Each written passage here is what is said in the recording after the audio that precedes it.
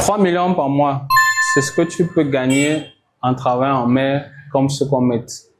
Et c'est quoi être second-maître? Ce sera l'objet de notre vidéo.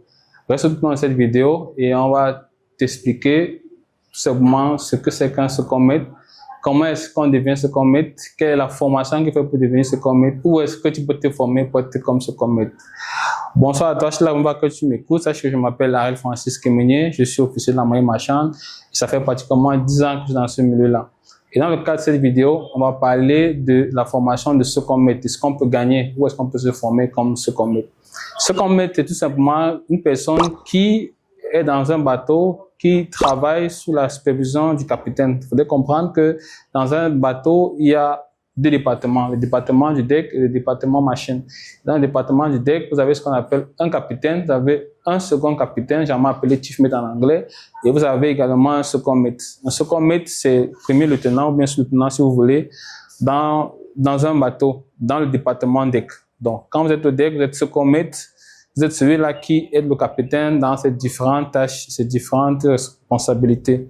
Donc, vous allez faire des rapports, forme de secrétariat, vous allez contrôler un nombre de matériels de navigation, des équipements de navigation. C'est vous qui allez les contrôler, savoir si c'est encore valide, comment est-ce qu'on les opère, les former des personnes dans le navire à pouvoir comprendre comment est-ce que ces appareils-là fonctionnent. Donc, grosso modo, ça c'est le travail du second-maître. Un second-maître, lui, ça c'est sa responsabilité. Généralement dans les bateaux, dans le cadre de ceux qui travaillent dans l'offshore, dans les bateaux généralement de 60 mètres et moins, ces bateaux généralement de moins de 3000, 3500 tonnes, vous allez trouver généralement deux second-maîtres. Donc les second-maîtres généralement sont eux qui font la paperasse, le secrétariat et tout ça. Donc, où est-ce que tu peux te faire former comme second-maître? Pour te faire former comme second-maître, il y a plusieurs écoles, il y a plusieurs endroits où tu peux te faire former. Mais avant de te former dans une école, il faut te rassurer que cette école, à la fin de la formation, va te délivrer ce qu'on appelle un STCW. Dans la sortie de ta formation, il faut te rassurer que tu auras évidemment ce qu'on appelle un certificat STCW, qui n'est rien d'autre qu'un Standard Training of Watchkeeping.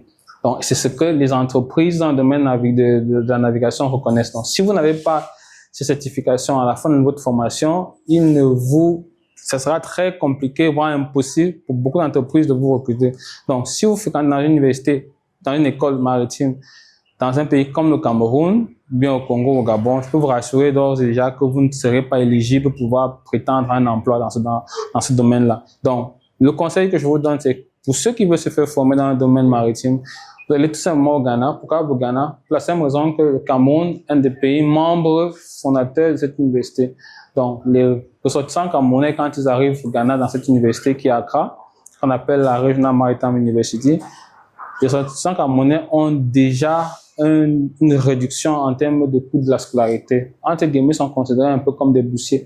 Parce qu'une pension, une scolarité à la base qui serait, disons, de 5 000 $ pour les autres nationalités, pour les Camerounais, reviendrait généralement de moitié, voire un peu plus moins. Donc, la scolarité, généralement, pour ces formations, elle est quand même assez conséquente dans la mesure où, généralement, sur un semestre, il faut débourser environ 2200 $, voire un peu plus d'1 million, voire 1,2 million par là. Donc, sur une année, vous faites le calcul, on a environ 2,4 millions. Mais j'insiste, ou bien je rappelle, bien je voudrais ajouter que dans les 2 millions, de scolarité, vous avez la nutrition compris, vous avez le logement, vous avez votre scolarité compris à l'intérieur. Donc, dans les 2 millions de francs, 2 400 000, vous êtes nourri, vous êtes logé à l'université et vous avez votre, la scolarité de la formation y compris. Vous avez même l'assurance santé parce qu'il y a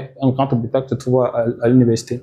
Donc, ça, c'est ce qui concerne le coût de la scolarité. Et les formations, généralement, sont des formations de 2 ans, des formations de 4 ans. Donc, il y a des formations professionnelles et des formations purement académiques. Mais toujours est-il qu'à la fin, il y a une passerelle pour pouvoir revenir faire une certification pour pouvoir être second-maître. Donc, dans un début, vous faites 2 ans de formation, soit 4 ans de formation. Ensuite, vous allez aller sur le terrain. À l'université, c'est le gros avantage. C'est qu'à l'université offre déjà des possibilités aux étudiants de pouvoir décrocher un travail dans un premier temps comme cadet. Donc, si tu ne sais pas ce que c'est que cadet, je t'invite à regarder notre précédente vidéo sur ce que c'est qu'un cadet. Donc, une fois que vous avez fait 2 ans ou 4 ans de formation, l'université pourra vous offrir, parce qu'il y a des entreprises américaines, des entreprises allemandes, des entreprises singapouriennes qui ont le bureau à l'université, qu'après les interviews, sélectionnent des étudiants qui leur convient pour pouvoir leur donner la possibilité de pouvoir bénéficier des stages professionnels. Et à la fin des stages, généralement, les étudiants sont recrutés au sein de l'entreprise. Donc, une fois que vous avez fait cette formation, vous sortez d'abord cadette et puis vous revenez après 12 mois ou 24 mois d'expérience professionnelle, passer un certificat sur 6 mois environ.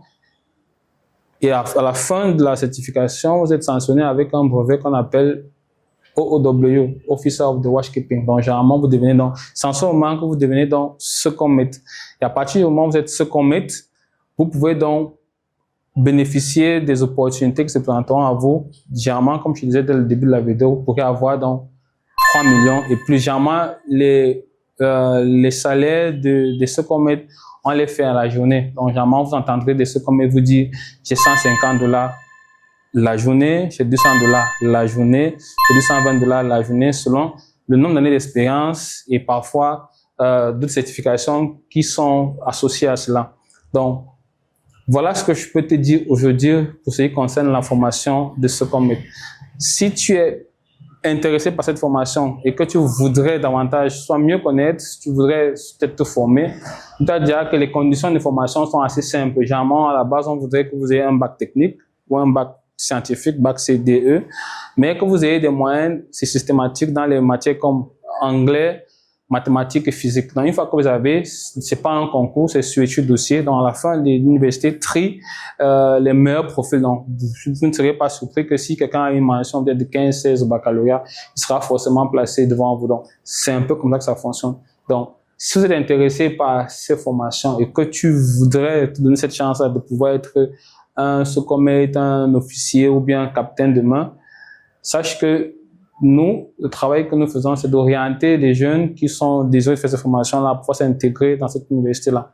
Donc, n'hésite pas à nous contacter à l'adresse qui va s'afficher en bas de l'écran et on va t'aider à t'intégrer dans cette université-là. Et aussi, si tu as aussi des questions que tu voudrais davantage savoir, tu peux laisser un commentaire en bas et puis on va te répondre. Donc, c'est la fin de cette vidéo. J'espère que tu as aimé. J'espère te revoir la prochaine fois. Ciao, ciao, bonsoir.